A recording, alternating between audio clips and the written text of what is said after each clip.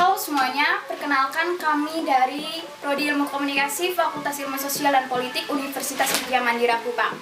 Kami dari kelompok 12 akan membahas tentang sebuah jurnal dengan judul Teoritisasi Komunikasi dalam Sosiokultural. Untuk itu, perkenalkan, nama saya Esna Atonis dengan NIM 431211071 dan juga dua rekan saya narasumber pertama. Baik, perkenalkan, nama saya Novita Dela Lilis dengan NIM 431201067. Oke, narasumber kedua. Nama saya Paskasius Andreas Dupon dengan NIM 4311066. Oke, terima kasih. Jadi sebelum saya memberikan pertanyaan, saya akan memberitahukan jurnal ini menggunakan metode penelitian kualitatif. Oke. Di sini saya akan memberikan pertanyaan kepada dua narasumber. Untuk itu, pertanyaan pertama, apa itu sosiokultural? Baik, di sini saya akan menjelaskan apa itu sosiokultural. Sosiokultural adalah pendekatan dalam teori komunikasi, membahas bagaimana berbagai pengertian, makna, norma, peran dan aturan yang bekerja dan saling berinteraksi dalam proses komunikasi.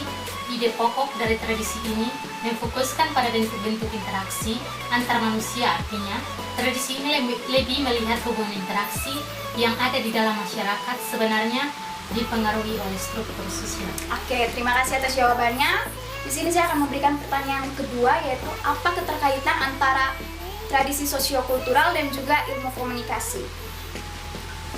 Baik, di sini saya akan menjawabnya. Pemikiran tradisi sosiokultural ini secara sangat jelas menunjukkan ketertarikannya pada proses komunikasi yang terjadi pada situasi yang sebenarnya. Tradisi ini juga cenderung tertarik pada bagaimana makna diciptakan dalam interaksi sosial, makna kata-kata dalam situs sosial yang sesungguhnya menjadi sangat penting. Tradisi sosiokultural dalam ilmu komunikasi mendalami dunia interaksi, di mana di dalamnya manusia hidup. Oke, terima kasih atas jawabannya.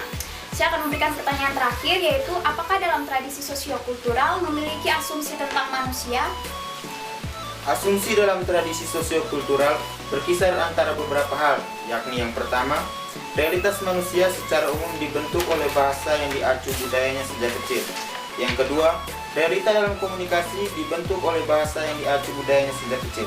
Yang kedua, realitas dalam komunikasi dibentuk oleh sesuatu proses di luar mendahului realitas itu sendiri.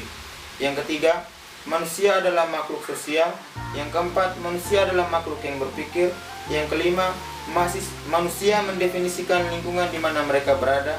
Dan yang keenam, manusia dianggap sebagai makhluk yang aktif terhadap hubungannya dengan lingkungan. Oke, terima kasih atas jawabannya. Di sini saya akan memberikan kesimpulan mengenai jurnal teoritisasi komunikasi dalam sosiokultural. Oke. Tradisi sosiokultural menteoritisasikan komunikasi dalam sebuah konsep reproduksi tatanan sosial. Dalam hal ini, interaksi sebagai pembahasan peristiwa komunikasi menjadi sebuah aktivitas yang melibatkan simbol-simbol yang dilatari oleh peristiwa, pemaknaan interpretasi. Dan dalam interaksi ada juga sebuah konvensi kesepakatan berdasarkan pembagian makna, simbol-simbol antar anggota komunitas yang mendeterminasikan faktor internal dari setiap anggota kelompok, sehingga tatanan atau aturan berubah seiring aktualitas dari komunikasi itu sendiri. Oke, sekian dari kami, terima kasih.